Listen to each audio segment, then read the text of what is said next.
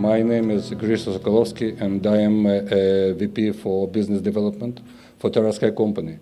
And we will share the presentation together with Daniel Vaknin, who is, one of the leading architects in OpenStack and the software-defined data center area. Actually, there are two dangerous points during the days, before lunch and after lunch. Before lunch, it's only for people, for audience, and after the lunch, for audience and for the presenter both. So we have to survive this half an hour. Actually, before the presentation, we had a conversation with Daniel if we should do this presentation in English or we can do it in Hebrew. Your decision, like. It's in English. Huh? What did you say? English. English. We posted Good. Good. Before starting the presentation, I have had a few questions about what is Terasky company? What is the company dealing with? Terasky is a boutique integrator, actually dealing with everything related to software-defined data center, to data protection, to cloud operations, private, hybrid, public cloud, legacy storage, legacy applications, legacy data protection, and actually the new technologies. Before getting into the main presentation, where we decided to discuss with you, share with you information how we perform OpenStack deployment in very short period, I would like to bring your attention a little bit, to few maybe they are not so technical, but very important slides. Like what are the challenges that any IT or any business facing them today? Actually, there are business challenges, IT department challenges, and developer challenges. All of them are very important, but all of them different, but very important. And the most important thing, as you can see, is actually business challenges, and business challenges in time to market. And that gives our, the main answer to the main question: what software-defined data center, what OpenStack or any cloud process can give to an enterprise. Little bit about the software-defined data center. As far as we have seen during the last 2 decades, a lot of pressure, a lot of focus was on the hardware, on hardware decisions. But we saw different, tendencies in the market. Like people don't like to be, related or be trapped by a provider or by a vendor. And we saw, during the 2 decades, many companies, disappeared. We remember mainframe, we remember Unix, and we know Linux and Microsoft. And we see actually only those 2 last operating systems like Windows and Linux, they survived. And one of the main reasons that they're less hardware dependent. Okay? As we were speaking about software-defined data center, we're speaking about fully virtualized infrastructure where we have virtualized service, virtualized storage, and virtualized networking. Okay? And it's very important when we have the abstraction between the software and the hardware. And later I will speak about the standardization, and I will explain deeper my thoughts. So we have in software-defined data center, we have software-defined computing, it's actually virtualization. We have abstraction between storage control plane and storage data plane, and we have the abstraction between networking control plane and the data plane. Actually, the data plane is the hardware itself, and it's used in software-defined center only for data moving. Actually, all the intelligence on the control is sit on the software part. There are 2 paths in development of the data center equipment. Like we have hardware-defined path and software-defined approach. That means we mostly regular, and we see only the last few years the software-defined, but actually we are regular to the hardware-defined path. That means that every provider or every vendor has his something special, his source, a special source that gives advantages or bring disadvantages to the equipment or to the solution provided by the company. And all you know that if you are speaking about a proprietary hardware solution, we have some specific microcode or firmware that put into the hardware. And this microcode or this firmware makes the solution specific, okay? That any other can't copy or replace it. And this, like we see, that customer is in some case, depends on the hardware provider. In the software-defined approach, we see that hardware, as I mentioned, will be only the data mover, but all the intelligence, including the microcode or firmware, will be taken out from the hardware, and actually will be hardware independent. That means that opens, the horizon and frees the hands of the customer in order to replace hardware oftenly, to go for the latest solutions. Like if you are looking for storage or for server solution, we have, for example, in every 2 years, according to the Moore law, that the hardware and the performances of the hardware can multiply or sometimes triple themselves. So we need to swap out entire box. If we're going to the software-defined solution, that means we can replace only the hardware and, more oftenly and receive, much better and flexible solutions. So the difference is that software-defined storage is fully hardware, software-defined approach is fully hardware agnostic. You can go for any x86 box, you can go for a vendor provided, HP, Lenovo, Supermicro, anyone, and you are not depending on a hardware provider. So the fully SDDC or software-defined data center landscape actually today built from something that we have on premises, as I mentioned, software-defined data center, where the hardware and software, they are independent, and we have connection to the cloud, as you know, hybrid or private or public cloud. So in both those solutions, hardware, not interesting. Like I mean, it's not interesting who is providing the hardware solution. Again, you can go for what you like. Okay, what SDDC or software-defined data center at the bottom line gives to us? First of all, agility, that we can automate the operations and we can scale. We can scale up and scale out. As far as we know, scale up is margined and scale out is not margined. That means you can grow to any margin as you want. Self-service, and this is one of the critical things in IT, self-service portal. That means if you see the actual or traditional process of the IT, there is a requirement or demand for a specific application. To develop the application, you have to go to IT team. The IT team have to recognize and build the architecture and to perform the sizing. After that, they can put order through the purchasing division. And from beginning, from the idea to make a change in the application or to build a new service to the final day that you are launching the application, it may take from half a year to 1 year.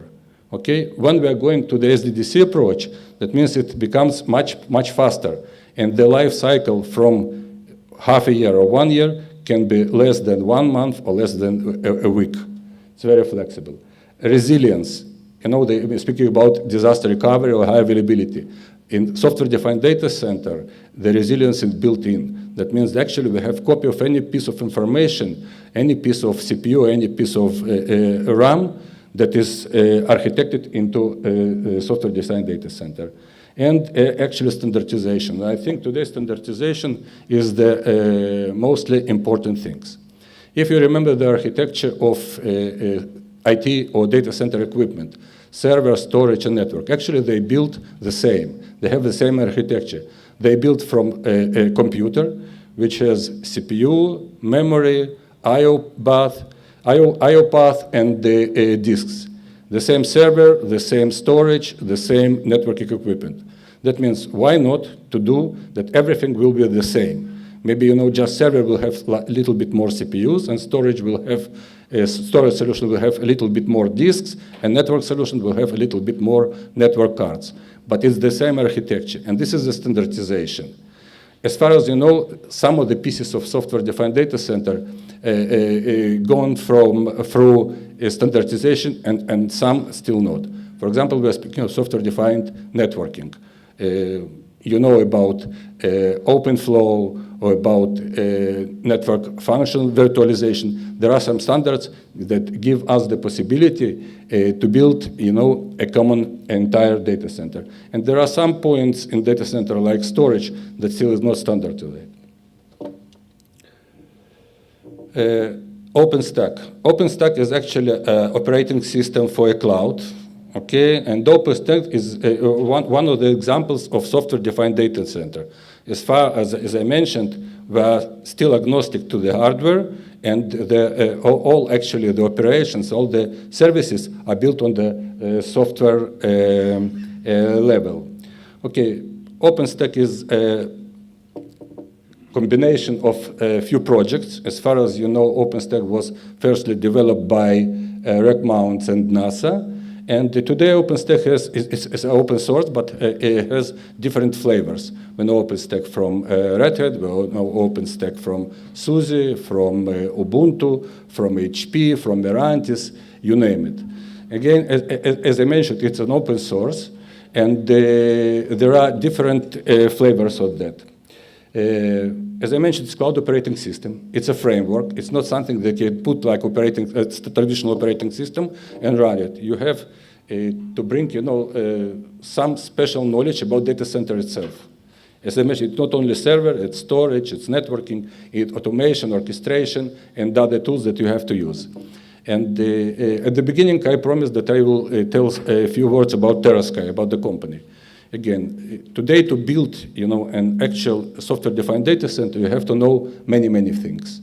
Like all the components, server, storage, networking, security, integration, management, and so on, so on, so on. Terasky is the company that's dealing with that. We have experience in storage. We came from this area, from storage, from data protection.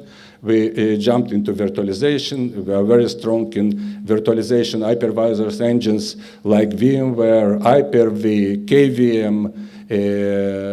We know very good how to build private and hybrid clouds. We are dealing with public clouds. We know how to integrate, cloud on premises, private cloud on premises, with the elements of public clouds, from the public providers. And as you see, the last line is a future data center API-based. That means you can perform very, very strong and difficult hard changes in the data center without, touching the software part. It will be smoothly and actually easy.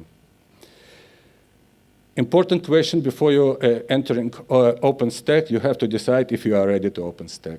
Okay, and those questions that you have put and you have to answer to them, like what is your application? And this is a major decision that you have to make.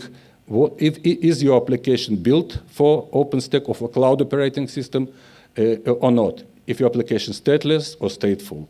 If you performed virtualization or you didn't. As far as you know, OpenStack can work with bare metal as well. That means you don't need only virtualized environment. Application actually that you are using will tell you which kind of deployment of OpenStack you have to perform. From this point, I finished my introduction on my marketing path, and I am passing, the clicker to Daniel, who has, a real hands-on experience with OpenStack deployment. Thank you. Can you hear me? Okay. So I will tell you a little bit about the customer we deployed the OpenStack environment in. And then if we have some time, we'll go deeper inside the TripleO project and how the director of Red Hat works. Basically, the customer was some kind of telco company. They develop TV in a box, like some kind of box that connects to the cloud and gathers all the applications from the cloud. And also they have some app to the iPhone and Android also to display some TV channels. The main issue they had is that it took too much time to market for the application. They wanted to implement some new patches and implement new features to the application, and it took too much time. By saying too much time, it might take from weeks to months to even a year to implement a big change. And they wanted to make all this process quicker and faster. They had previously OpenStack. They went with, I don't remember even which flavor, but they chose after some decisions and meetings with us, they chose to go with Red Hat. The application they have consists of around 270 instances per application, per tenant.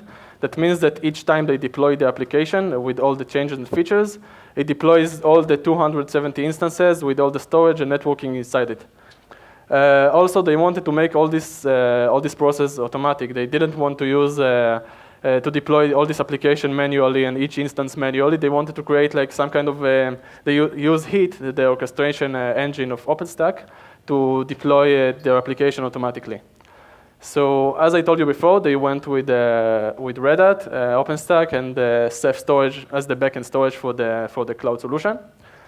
This process mainly worked in each process when we approach to a customer, it works in a few main stages.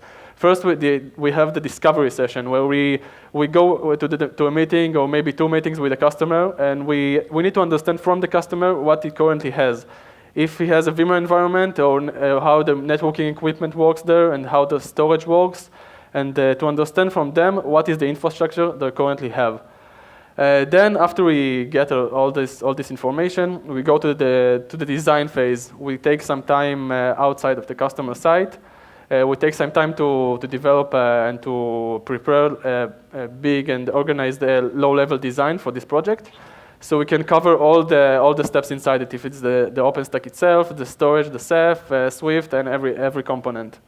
And at the end, we go to the deploy stage. If we have some time at the end, I will go deeper inside the TripleO and how it works. I hope we have some time. And the deployment itself, we split it to many sprints, because we don't want to deploy all the components from the first stage, because then we won't know which component broke the deployment. We want to make sure that each component works, and then to merge it all together. So we go at the first stage, we make sure that the hardware is compatible with Red Hat, is certified, not only Red Hat, certified for OpenStack, and that the hardware is not like some hardware that you found somewhere, that the hardware is good, and that it works. Then we go, after we assure that all the hardware is good, and then we go to a basic deployment. As I told you before, the customer wanted also Ceph and Swift for the storage and the object. But we wanted to first test the OpenStack itself, see if all works. So we deployed the basic OpenStack, only the compute controllers and nothing else. And when we saw that everything is good, then we went to deploy the Ceph and Swift and all integrated the SSL certificates inside it and all of it. After that, we had the customer had its own predefined scripts that he wanted to run, like create a CloudFormation endpoint inside OpenStack and the CloudFormation service, and also some changes inside the Heat configuration file that specifically his application needed these changes for. So we needed to implement these changes inside the OpenStack environment. And at the end, we ran some post-deployment validations, like if it's a Tempest or just a user manual test to create a basic tenant, create an instance, network, and everything. So this is the environment we started with, the 3 controllers that control this environment, with the HA proxy for load balancing and pacemaker for the HA. 12 compute nodes and 5 OSD nodes, all SSD, and 3 Swift nodes. This is the octopus of a specific application, one application that they deployed. This is the 270 instances. This took the customer about 2 weeks, or maybe even more, without OpenStack, because they needed to get all the clarifications from the networking team and from the storage team and everything. And this, with the heat template they prepared for OpenStack, it took 3.5 hours to create. All the instances with the storage, with the networking. So it's good that you have OpenStack, but you also need to monitor it in some way. So for monitoring and logging, for logging we use the Kibana, which is a dashboard which you can see all the logs from all the servers. Basically you install Fluentd process on all the servers that you want to send logs from. And then it sends the logs to Elasticsearch. The Elasticsearch gathers all the logs, basically some kind of database, and then the Kibana displays the logs in a graphical GUI way. The same we have with the performance monitoring. CollectD is installed on all the hosts. It collects the performance data for CPU, memory, network, storage, everything that you can imagine. It sends to the Graphite. The same, again, it's some kind of database that collects all this information. And then the Grafana is a dashboard which displays all of it. I can show you later.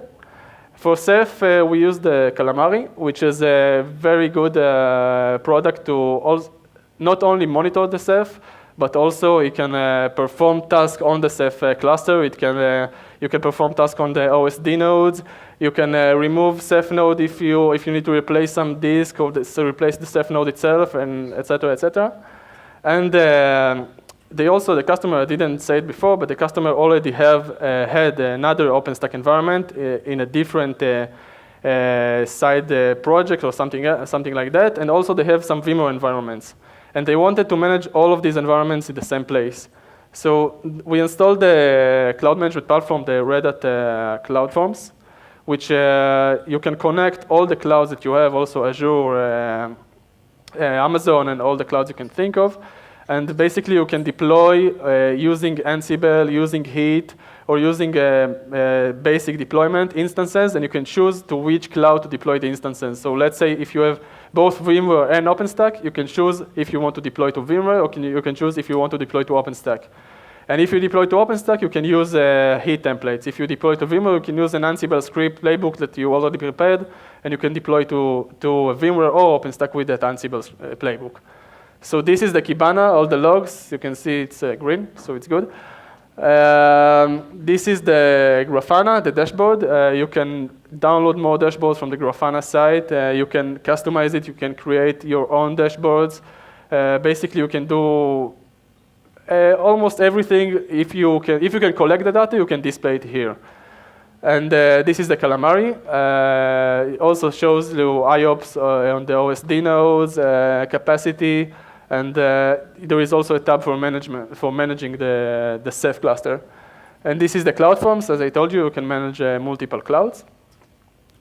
So the CloudForms is not only managed, it's also a self-service portal. You can create services, much like VRA, if you know, from VMware. You can create services and catalog items, and then if someone wants to deploy an application or even a multi-machine application, an application consists maybe on one instance in Amazon, one instance in OpenStack, and one in VMware. You can create it in one service, and then it clicks on it, and it can deploy all these instances. Also, it utilizes Heat, and in the last edition of CloudForms, the Ansible Tower is also integrated within the CloudForms, so you get Ansible Tower also. This is a bit not interesting, so I will tell you a little bit about TripleO. TripleO, basically how it works, as I told you, we deploy this environment with the Red Hat OpenStack platform. Red Hat OpenStack platform uses the open source project which is called TripleO. TripleO is how it works. There are two parts of TripleO. There is the undercloud and the overcloud. Undercloud is the director. It's called director. This is the host which deploys the overcloud, which deploys the OpenStack that you will use after it. Basically, you install all the OpenStack components. There is a script that installs all the OpenStack components on this director host. And then using Heat on the director, it deploys the OpenStack on the overcloud. That means that it boots with Ironic, it boots from IPMI and gathers with PXE the boot image and installs all the Linux machines for the compute and controller and Ceph and Swift. And then it deploys the application using Heat templates. The Heat template basically calls Puppet. And with all the Puppet modules for OpenStack and manifest files, it can deploy all the components within OpenStack, if it's Nova or Neutron. So basically, you install all the OpenStack components on one director host, then you tell him who are the hosts you want to connect to, and then he deploys automatically all the OpenStack components on them.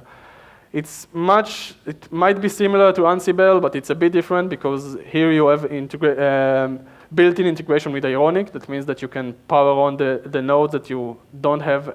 You don't need to install Linux on the nodes before that. You can just connect into the network and connect into to power, and then you can deploy the OpenStack from that. So a few important things to know and lessons learned from the deployment. It's very important that the customer knows that the environment and everything might change. I mean, we did a low-level design. We might have considered everything, but it's never enough. You can't know everything on the environment, and you can't know which changes you will make.